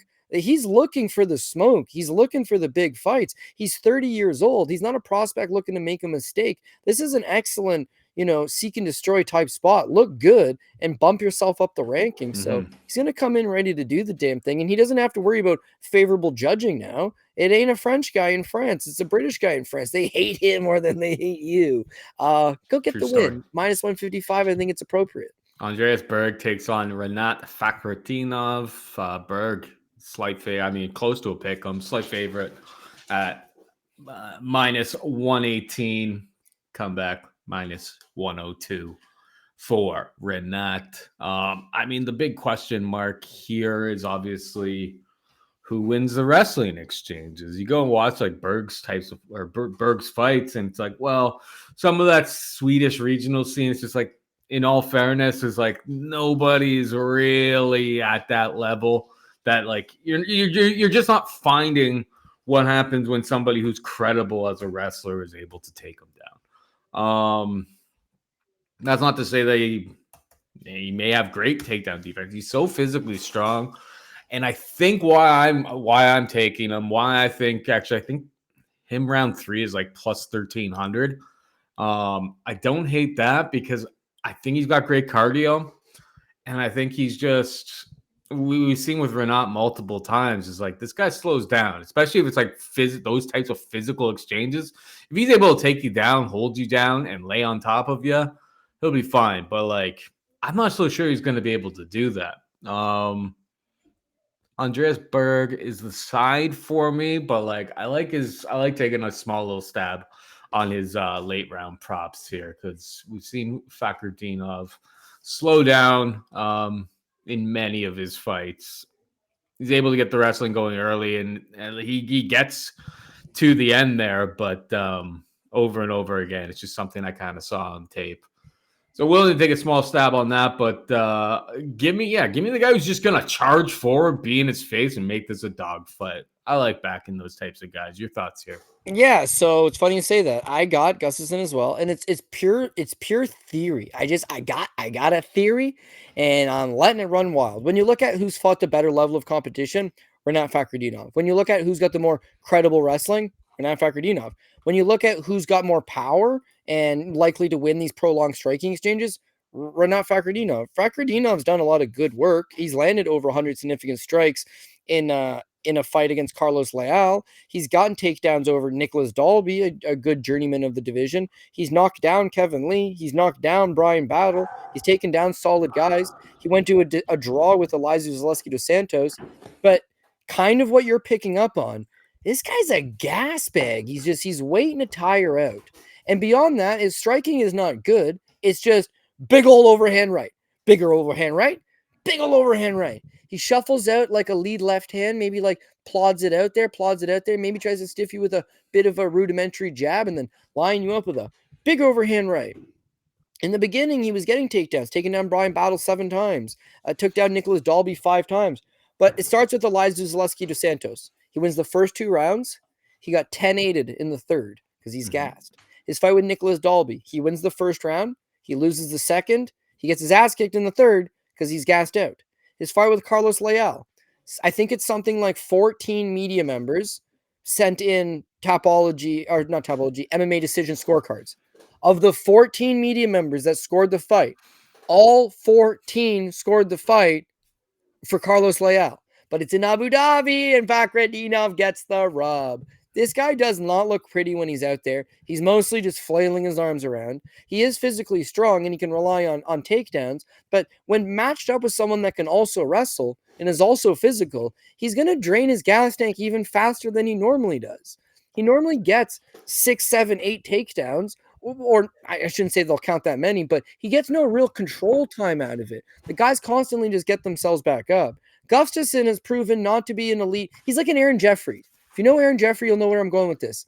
His striking's really not great, and his wrestling's like really not great, but he's really good in the clinch, man. He just pushes you up against the cage and starts kneeing you in the body and dirty boxing you, and he can fight 15 minutes all day long, but it's his ability to just hang on you in the clinch and make you work. And let's say Fakhretdinov digs the underhook and he throws Gustafsson against the cage and he shoots a low single and he gets it. And Gustafsson digs an underhook and he works his way back up to a hip. Now he reverses you in the cage. Now he knees you in the gut. Now you dig an underhook. It's taxing.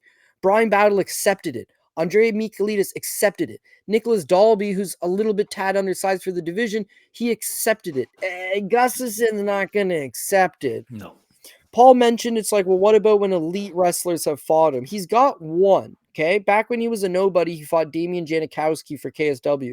Janikowski's a Polish Olympian in freestyle wrestling, and he held him to a split decision. Gustafsson can wrestle, and he's got real good cardio. And he'll be like again, I don't want to compare him to a Fluffy Hernandez. Maybe more like a Jacob Malkoun, right? Where it's like he's just going to weaponize his cardio and drag on you. Some point you're going to get tired, and when you do, he's going to pull away. So I think Gustafsson pulls away. Good live bet too. But ultimately, decision win for Gustafsson. I don't think he finishes him. I think he, like Paul said, maybe a third round finish, like just really drag him into some deep waters and get a late third finish. Could happen.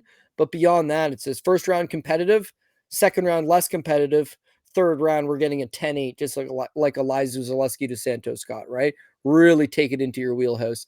Gustafsson should do that. So it's not like Renat Fakhretdinov's old, but if you told me he lied on his passport, it wouldn't shock me. It looks like he's slowing down drastically for 30 plus year old man. What's his exact age? They say he's 33, turning 34 at the end of the month. I'm not entirely sure, man. But yeah. Got the hairline and like those eyes. Those eyes have seen some stuff, you know? 30 pro fights. It's like, well, that's a lot of fights. And he's done this all in 12 years of competition. And I don't know, man. Honestly, it wouldn't surprise me in the slightest bit. We want to see your real birth certificate. Anyway, finally, we got Sam Page taking on Ashana Bannon, minus 310. For the Sam Page. the fighter who is like frankly criminally underage. She's been an underdog so many times, and I think the books have kind of gotten sick of getting beat up by people betting Sam Page. Credit where credit's due. She's won some decent fights over the last few years. Tough, gritty, everything like that. Minus 310 favorite against Shauna Bannon. You know me. I like bringing up the CF dot model, everything like that. But it's like, I'm sorry. That Puya Tomar fight. Stinks like Puya. It looks good on paper now. That sub round 2. It's just like she was losing very, very convincingly. Alice Ardeline, half decent wrestler, not as good of a tenacious wrestler as Sam Hughes, I don't think. Another fight where she was getting taken down, kind of controlled a little bit there. I think the price has kind of improved on Sam Hughes. People have been jumping over the Bannon fight, or the Bannon number. Not that much. She went up to 280. Nah, it's bouncing back. People are parlaying up Sam Hughes, and frankly, I have no intention of betting Bannon. How deep are we getting in Hughes here? Are you getting in Hughes? Where are you at with this fight? Yeah, I think Sam Hughes absolutely wrecks. Yeah. The one thing I can say is I appreciate the UFC putting it as the very first fight on the card. So if I'm going to get women MMA, I'm going to have it done right off the hop, and there'll be 13 more fights to look forward to if I'm going to get CF dopped. But yeah, listen, when you look at it from a stylistical clash, is that Bannon ain't it, man. She just throws these flimsy front kicks, little front clicks, little step kick, little step kick, little distance finder kick. It's not like there's any real type of power behind it. She's capable of throwing volume, big volume. There's nothing of substance behind it. When you look at her fight versus Bruna Brazil, okay, she threw 223 total strikes. She only landed 54 of them being significant, 37%, very low. It's missing a lot. Her fight with Elise Ardeline, she threw 252 total strikes, only landed 77 of them, 45%, less than half. Her fight with Puya Tomar, she had thrown 117 significant strikes, but only landed 52. It's flimsy bullshit. There's no real power. It's just throw this out. The judges see something happening, but it's nothing of note.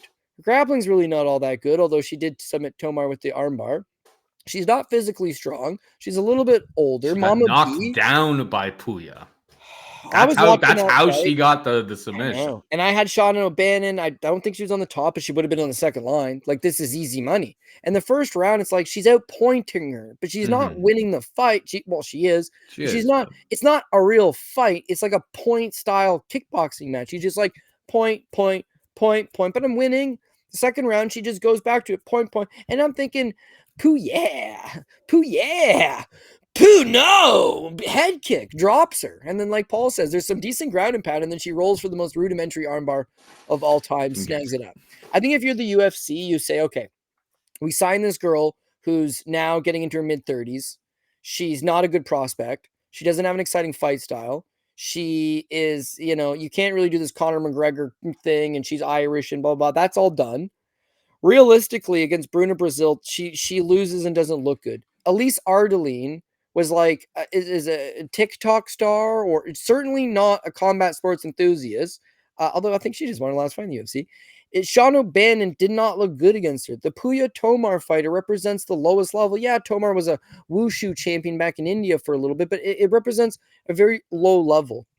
The flip side to Sam Hughes, this is incredible. The UFC knows what they're doing. I know what they're doing. Everybody's on the same page. These are Sam Hughes fights in order. Against Tisha Pennington, she's a plus 440 underdog. Against Lomaluk Bume, plus 310. Against Luana Pinheiro, plus 340. When she won her first UFC fight against Estela Nunez, it was as a plus 185 underdog. Against Elise Reed, she was a plus 125 underdog. Against Piera Rodriguez, she was a plus 145. Jacqueline Amrim, which she won, she was plus 220. Against Yasmin Yaragui, she was plus 425. And in her last two wins, both split decisions, she was respectively a plus 140 and a plus 195. In 10 fights in the UFC, she's been the betting underdog in all 10 fights, and has won 5 times when she had no business doing it. This girl is true blue. She's a cockroach. They've been trying to get rid of her. No, they haven't. Go away. They used to say this guy's a company guy. He's a company guy. He's a company guy. This is a company woman. She fights whoever, always is the underdog. Yeah. Always puts up a scrap. She's 8 of her 10 fights have gone to decision, and a lot of them are close. So betting her as a 3-1 favorite doesn't seem great, but Jacqueline Amorim is a Brazilian Jiu-Jitsu world champion. Stephanie Luciano was a decent-looking prospect. Victoria Dudakova, big, strong wrestler, although she's not really that good. Big, strong wrestler. Yasmin Yerigu was supposed to be good. Pierre Rodriguez is on a tear right now. Estela Nunez had good Muay Thai. Loma Luke Bume. Tisha Pennington. She's done everything they've asked. And now, for the first time ever, she's the betting favorite. And she's a 3-1 betting favorite. Should have a wrestling advantage. And when she throws, she's throwing with a lot more conviction. Like, I don't think anything Bannon throws back is going to stop the Sampage from coming forward. Speed will be towards Bannon, big cage, flimsy little kicks. But the best thing about Sam Hughes is every time you see her in her corner, when it starts, it was 1-1 or you lost the first round, her corner is always like, "You want to be here, Sam?" And right away she clicks every time. It's like, "Oh yeah, I do." They're like, "She's not beating your ass, Sam. She's slowing down, Sam." And she really does reciprocate it. She goes out there and she puts it on. As you mentioned, physically stronger, better wrestling, better grappling. She is slower. She hits harder. The bigger moments will come from Sam Hughes. Sam Hughes will box her up long enough to press her up against the cage. Your flimsy little armbar from guard, sure as shit. She beat Dudakova. She beat Jacqueline Amorim. She went the distance with Pierre Rodriguez. You think you're gonna sub her? I don't believe so. I'm going to say Sam Hughes goes out there and just absolutely does what she needs to do. And I'm glad it's on the first fight of the card, because if for some reason I'm wrong on this one, and CF dot model and women's MMA and all these things happen to bite me in the ass. Load up the rebuild just in case, because it'll probably go to decision. So there could be a quick turnaround there. You don't want to get locked out.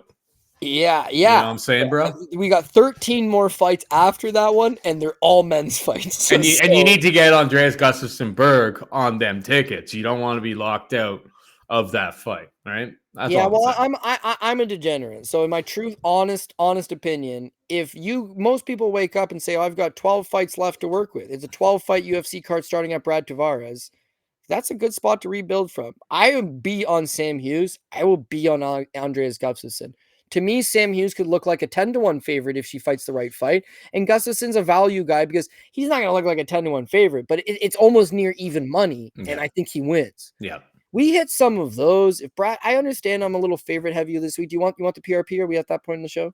I was just about to say, yeah, okay. We are just about out of time. But before we go, hit him with the PRP, yeah.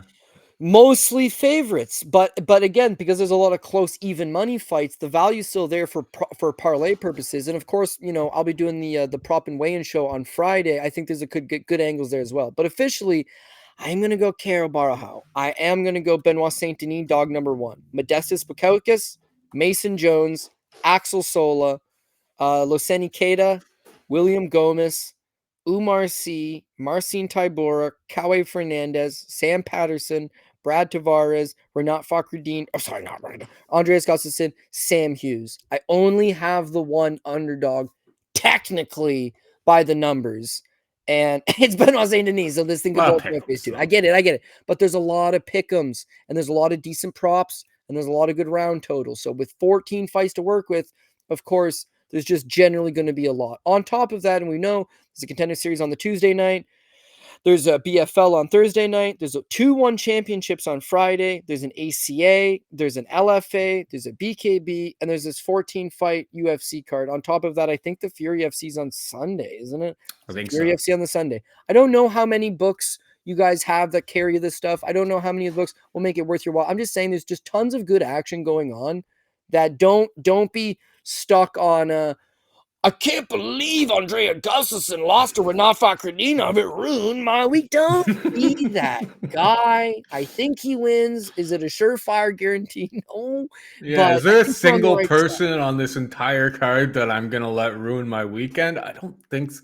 I get Mason Jones could ruin my weekend a little bit. Like, I think there's a lot of value there. But on the Shanghai card, like, not yet. I mean, I haven't put enough people... money in for anybody to ruin my card, but yeah. You know get picks right, you get picks wrong. It's just things that hinge on, like, the Kyle Daukaus pick from the Shanghai card. It's like, I took a lot of, like, what on idiot. It's not like it's a great pick. It's not like it's a bad pick. It's just that you don't want to tie yourself to a 2-1 Brazilian who's not looking good these days, and Kyle Daukaus happens to spring the upset. They're all capable of springing the upset. Anybody can win. You can't ever get hung up on this. I can't believe you think this guy has a chance. They all have a chance. It's who do you think is going to fight the right game plan? Who do you think has the skill set to do it and is going to be able to perform at their best on Saturday night? Some of these guys are sick. Some of these guys are injured. You're not privy to that information. You're just hoping for the best. So in this case, I feel like because there was no UFC last week, the lines got set to where they should have been. Oh, for sure. I agree with the vast majority of the favorites, but as Paul and I have mentioned, there's a lot of even money type fights, pick 'em type fights that nobody has a clue. So that's it from us. 14 fights. Hopefully it goes accordingly. You goddamn know it. If the PRP hits this week, it's going to be a big one, even with no underdogs. There's 14 fights, and there's a lot of even money guys. So that's always the aim for me. What better time to do it than Saturday morning, right? Yes, sir. I mean, the only fight that actually didn't have odds and got released pretty early, which probably still, I think, has a lot of value on it right now, is Coway. But, you know, by the time this show gets uploaded, that he could spring to like minus 250, and then you're like, okay, well, now there's really no value. But it's like, or not that much value. That Dana White Contenders. I guess we're releasing this. There's no point talking about it. But we could talk about it somewhat in retrospective, I suppose. This is John Paul Lebenciani, right?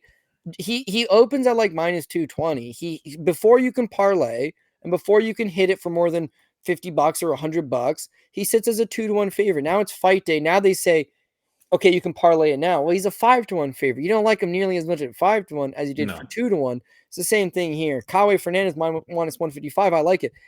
Money will come in on him. Take my word for it. He will not be less than minus 155 come fight time. If it doesn't move, it doesn't move. And money's not coming in the opposite direction more than it already has. It's like the BFL card. We got Jeremy JBC Kennedy taking on Jeremy Henry, minus 1,200. There's no parlays, anything like that. I guarantee you. Who's betting us? Jeremy Kennedy will be like minus 5,000 by the time they open parlays. That's just the game. And then at that point, you know, you probably shouldn't add it to tickets. But like you were like, oh, he's probably going to be minus 2,000. He's already minus 1,200 and they haven't opened up parlays. And I mean, who's stepping on those lines to win $100?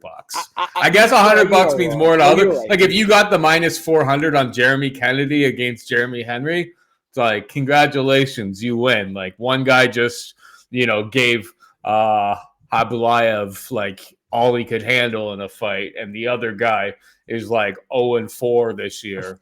Or no, he's 1-4 because he beat up some journeyman, Kama Worthy.